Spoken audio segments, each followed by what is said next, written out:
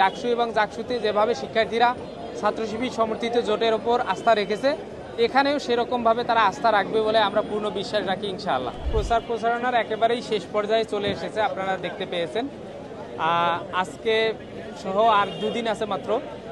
তো শিক্ষার্থীরা সর্বশেষ আশাবাদী যে অবশেষে 4 বার পেছানোর পরেও ডাকসু নির্বাচনটা হচ্ছে এবং 35 বছরের যে অচল অবস্থা এটা কাটিয়ে দেওয়ার ক্ষেত্রে বর্তমান শিক্ষার্থীরা আমরা ভূমিকা রাখতেছি। এটা রাজশাহী বিশ্ববিদ্যালয়ের জন্য একটা ইতিহাস হয়ে থাকবে ইনশাআল্লাহ। এই ইতিহাসের সাক্ষী হতে যাচ্ছি আমরা সকল শিক্ষার্থী। যদিও কিছু শিক্ষক এবং কিছু কর্মকর্তা কর্মচারী বিভিন্ন অযৌক্তিক ইস্যু নিয়ে এসে বারবার নির্বাচনটা বানচাল করার জন্য এর আগে চেষ্টা করেছে, এখন এসে তারা শিক্ষার্থীদের ম্যান্ডেটের পক্ষে অবস্থান নিয়েছে বলে আমরা মনে করি। আমরা আশা করি নির্বাচনটা সুষ্ঠুভাবে সম্পন্ন হবে ইনশাআল্লাহ। জয়ের ব্যাপারে রাজশাহী বিশ্ববিদ্যালয় ছাত্র শিবির সমর্থিত সম্মিলিত শিক্ষার্থী জোট আমরা অবশ্যই শতভাগ আশাবাদী থাকব। এটা সবাই আশাবাদী থাকে, আমরাও আশাবাদী আছি। আমরা দেখেছি ডাকসু এবং জাকসুতে যেভাবে শিক্ষার্থীরা ছাত্র শিবির সমর্থিত জোটের ওপর আস্থা রেখেছে, এখানেও সেরকমভাবে তারা আস্থা রাখবে বলে আমরা পূর্ণ বিশ্বাস রাখি ইনশাআল্লাহ। প্রিজাইডিং অফিসার, পোলিং অফিসার সহ গতকালকে একটা নির্বাচন কমিশন কর্তৃক মিটিং হয়েছে।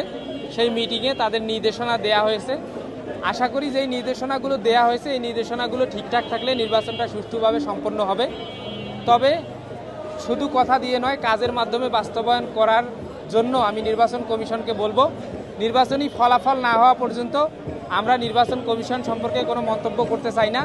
তাদের জাজমেন্ট আমরা করব নির্বাচনী ফলাফল সুষ্ঠুভাবে সম্পন্ন করতে পারতেছি কিনা তার মাধ্যমে ইনশাআল্লাহ। যেহেতু ডাকসু জাকসু চাকসুর থেকে নির্বাচনী প্রচারণার সময়টা বিভিন্ন কারণেই ডাকসুতে দীর্ঘায়িত হয়েছে এবং দীর্ঘদিন ধরে আমরা প্রচারণা চালাচ্ছি, এজন্য সকল শিক্ষার্থীদের কাছে শুধু একবার না কয়েক দফায় আমরা গিয়েছি আলহামদুলিল্লাহ।